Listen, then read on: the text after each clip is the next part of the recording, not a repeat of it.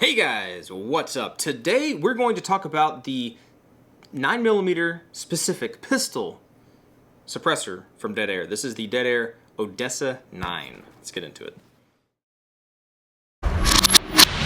Alright, that all came out a little weird. Let's just kind of rephrase what I just said. This is the Dead Air Odessa-9. This is their 9mm specific pistol suppressor, okay? Let's get into some specs real quick. I know a lot of people nerd out about that stuff. We'll tell you what comes in the box, and we'll just kind of jump into this review and kind of talk about it, all right? So, first off, or we already did first off, but whatever. Caliber rating. This is rated for 9mm, 22 long, 22 mag, 5, 7x28, and 32 auto. Energy rating is 500 foot-pounds. Bore diameter is 9mm. The length with piston and without, so with piston is 8.25 inches. Without the piston, it is 7.75 inches. All right, that is, yeah, so half an inch different there. Diameter is 1.1 inches. That is a specific thing to this can. That's a special note for this can. We'll talk about that. The weight with the piston and spring is 10.1 ounces. Without the piston and spring, it is 7.4 ounces. Materials are 17.4 stainless steel. It is black nitrided finish. The usage is professional grade pistol suppressor. This is a specific pistol suppressor, okay? Keep that in mind. MSRP is right at 900 bucks. No barrel restrictions. It is not full auto rated, all right? So that's information for you right there. That's some spreadsheet stuff or spec sheet. Stuff that comes in the box. This is a cool suppressor. I like this one. This one's a little bit different. This one, I like to talk about niches when it comes to a specific suppressor, buying a specific suppressor for a specific job. This is one of the most specific niche, whatever, suppressors that Dead Air makes. This is not a pistol caliber carbine. This is not something you shoot 300 blackout through. This is not really anything but a specific 9mm suppressor, okay, for a pistol, right? Keep all that in mind, all right, because there are people that could buy this or be interested in something like this and think it's going to be all that. Well, it's specific, and if you're trying to use it outside of its wheelhouse, it's just not going to work for you very well. It's really, really not. So, all right. We'll get to all that in just a second, but let's talk about what comes in the box. This does come in a cool little cigar case thingy. It actually is a cigar case. The peel on here peels off sometimes, and you can see underneath there it is a cigar case. So yeah, I need to get some glue on there and glue that back down. But this is what it comes in. It comes in this cardboard box, but inside the cardboard box is this little cigar case right here. So I think when it comes, yeah, the suppressor's taken apart a little bit. It has the suppressor, the booster. It does come with a piston, a 1/2x28 piston. Remember, I think we talked about this when we talked about the other pistol suppressors from Dead Air. They might come with a booster, but most of the time, a pistol suppressor won't come with a piston because they don't know if you're running 45, 10mm, 49, 380. What are you running it on? I don't know, right? So, and they don't know either. They know it needs a booster, so they provide a booster most of the time, not on every suppressor. The Wolfman, they don't. The Ghost, they do. But they don't provide you a piston most of the time because they don't know what you're going to run it on. Since this is a 9mm specific pistol suppressor, they go ahead and they throw in a 9mm specific, a 1/2x28 piston. So it's ready to go right out of the box. That's something to keep in mind, right? So that should answer some people's questions as far as like, well, why I bought this pistol suppressor and I got it and I can't put it on my gun because it doesn't have a piston. Well, that's why, because they don't know what you're going to use it on. But they know, Dead Air knows, this is a 9mm can. It needs a 1/2x28 piston. And if you need something else, well, you can go try to find it somewhere, right? Anyway, that's basically that. It also comes with a front cap removal tool, right? So this is the same one that you can use on the Dead Air Ghost, right? So they're interchangeable. Interchangeable. You also get these takedown tools. These are very interesting little tools. Well, we'll talk about it in a minute, but these are specific to the Ghost, right? The Ghost, sorry. These are specific to the Odessa-9. The Odessa-9 does not have a whole lot of compatibility with anything else. Even the piston is different. This is not the same piston that you're going to use on the Ghost or on the Wolfman. They're different, right? This is not the same thing. This is an Odessa piston, right? So with me personally, I like to use the cam lock system from Griffin Armament instead of a direct thread, just because I like to bounce my suppressors around all the time. So I went ahead and I changed out the piston in here to the Griffin Armament one. If you're going to do that, or if you just need to take this thing apart to clean it, which you do need to regularly lubricate your pistons, then that's what these tools are for. Let's go ahead and get into this here. You got these two different tools, right?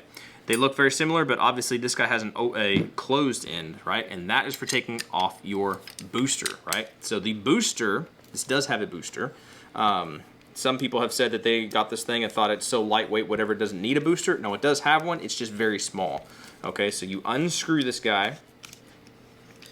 And I think he's done. He's just very stuck in there. Get our paper towel, because it's dirty. You're supposed to clean it, and I don't clean it as much as I'm supposed to.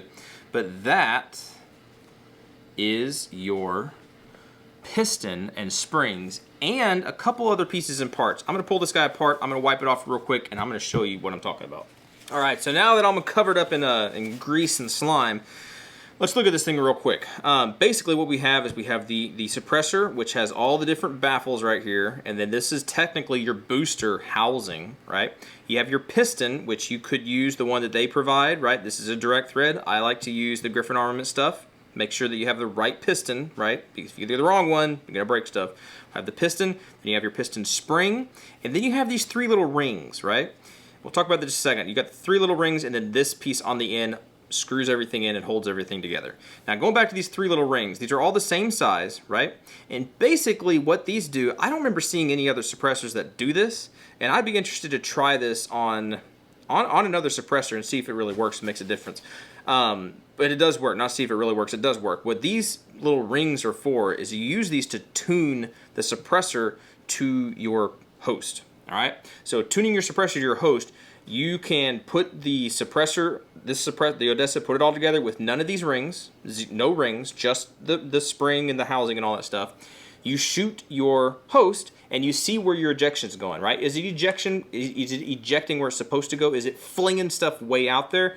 What's it doing, right? If it's being very forcefully ejecting, or it's not ejecting, it doesn't have enough force to unlock the breech, right? Just to cycle the gun. Basically, I'm just trying to use words.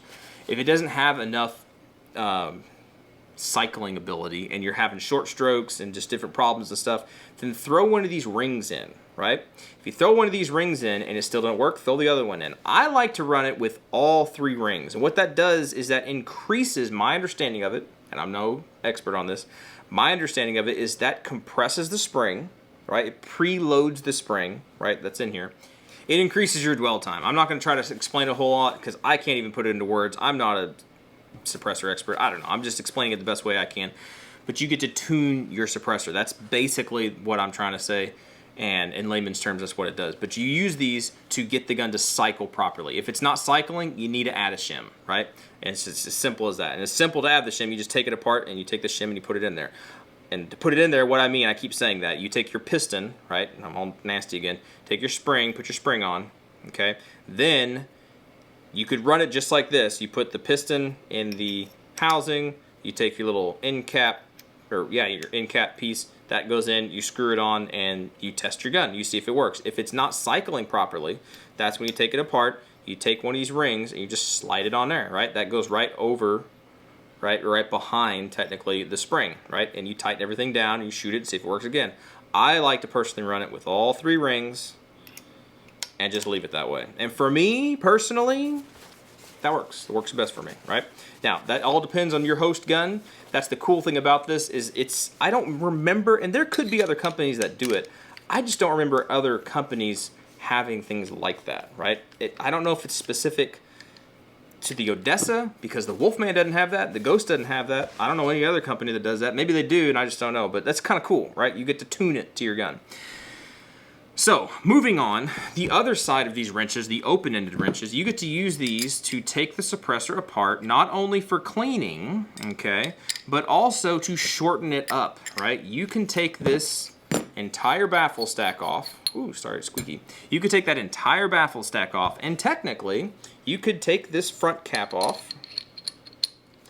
All right. I don't know why you would want to do this, and maybe when we go to the range, I'll just show you what it sounds like. Ooh, Almost lost that. I'll show you what it sounds like. But that is basically a single chamber suppressor. It's basically a booster assembly with a front cap. That's basically it. That's not going to do a whole lot. It'll probably cycle just fine, but that's not going to do a whole lot. There's really no baffle in there. So what this guy has, and I think they've changed things over the years, what this guy comes with right now, whenever I bought this, it comes with 10 baffles, and each one of these are numbered. Well, I'll try to show you. Each one of these baffles are numbered. Hopefully that's showing up. I really hope it is. If not, maybe I'll take a picture of it, but I think they're showing up. Each one of these is numbered, and this is a conical design. Okay, so you need to pay attention to these numbers. You do not want to put number 1 baffle at the end of the can. You don't mix match baffles. You basically start at the bottom with number 1. Okay, and if you want to make this can shorter, let's say you want to knock it down halfway, well, you knock it down halfway. Let's say you knock it down to 5. All right, break this guy off here. Break it off at 5, and that is how you would run it.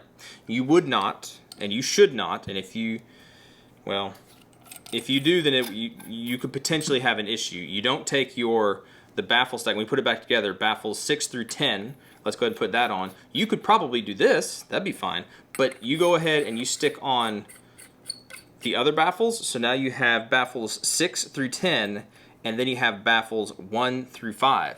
Don't do that. Don't do that. These are made to basically all line up together, right? And it's kind of conical in a way where the last few baffles, I think it's the last 3 baffles, 8, 9, and 10, they're larger. They're basically large enough that you can fit, I don't know the exact dimensions of it, but you could fit an entire 40 Smith & Wesson case through those last baffles. Now, they don't recommend, that does not mean this is made for 40 Smith & Wesson. It's not made that. I made a video on that. You can go watch that if you want to. But this is not rated for those things. It does that so that if there's any deviation, any misalignment, anything at all, it helps save the can, right, from getting a baffle strike. So it's not 9mm all the way through. It kind of opens up. Does that make sense? The baffles open up a little bit. Specifically on the last 3, it significantly opens up, right? And these are made to align baffles 1 through 10. Don't mix match them. All right, that's what they say to do or not to do. So don't do that. Okay. So let's put this guy back together real quick. And one note when you put it back together, I hope you could see that whenever I line these things up, there is the number, right? There's the number on there, but there's also a line, right? You should align these baffles. They're supposed to be lined up. They're supposed to be arranged in the correct order and lined up the right way. That is your fail-safe to make sure everything is put together properly, right? You do not want to sit here and just tighten the ever-living snot out of these things. It's not what it's made to do. And just sit here and crank on it.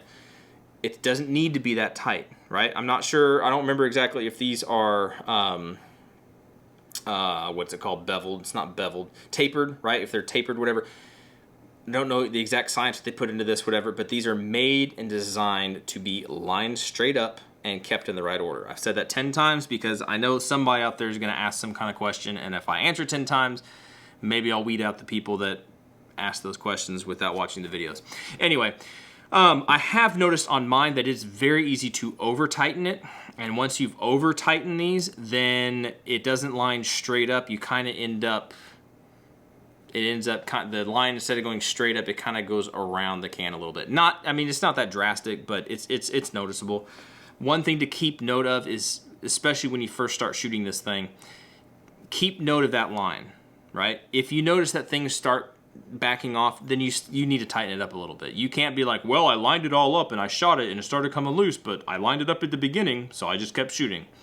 That's not being very responsible, and you're gonna break something. So don't do that, right? Keep an eyeball on these things, and it's nice that they're marked because you can keep an eyeball and say, oh, it's starting to shift a little bit.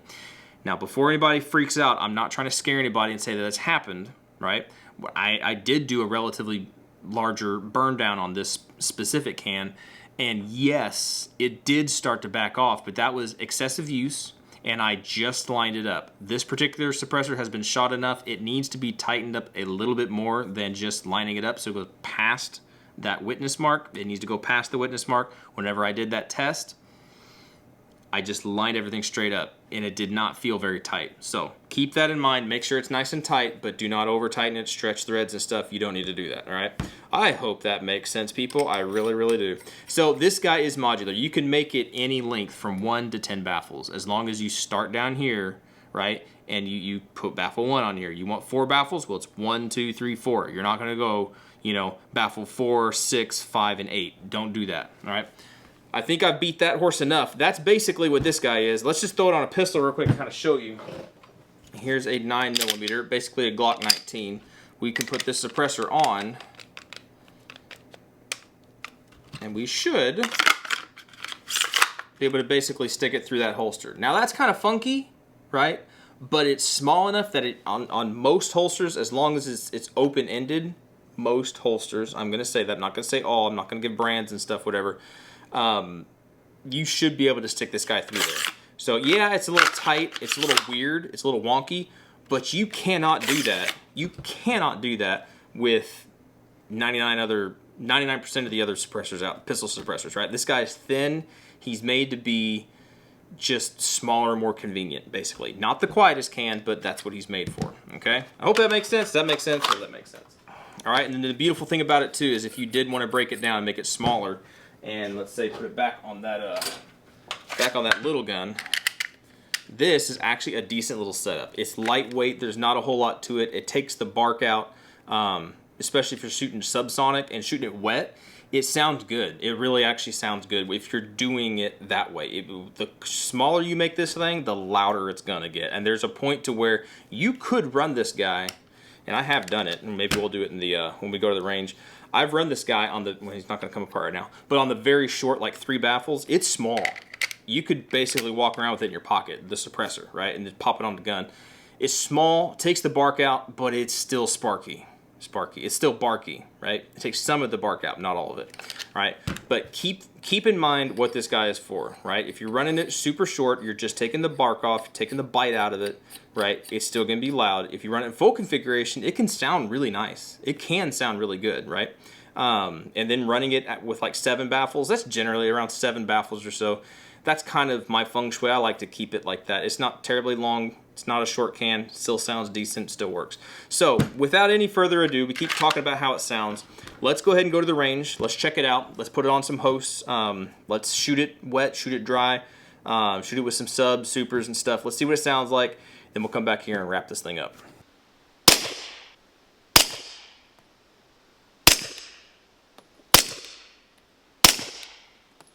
5 rounds of supers, this is Tula, and then 5 rounds of 165 grain Hush from Freedom Munition.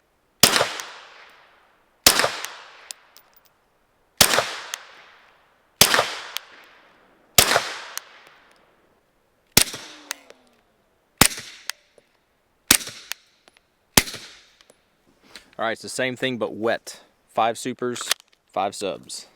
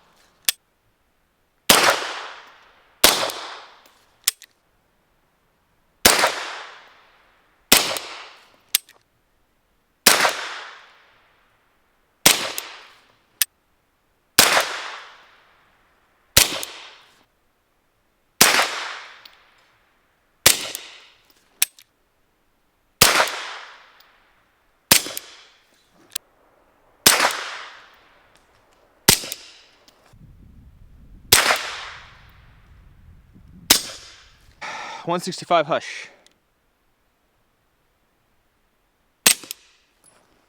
165 Hush wet.